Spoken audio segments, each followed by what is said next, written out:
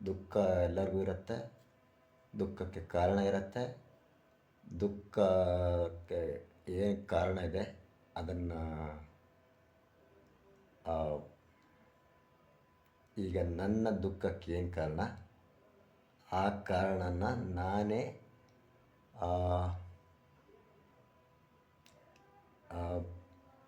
ದೂರ ಮಾಡ್ಕೊಬೇಕು. ಮತ್ತು ಇನ್ನೂ ಒಂದು ಏನಿದೆ, ಅದೊಂದು ಹೇಗೆ ಅದನ್ನೆಲ್ಲ ಯಾವ್ಯಾವ ನಿಯಮಗಳನ್ನು ಪಾಲಿಸಬೇಕು ಅಂತ ಒಂದಷ್ಟು ನಿಯಮಗಳೆಲ್ಲ ಇದೆ.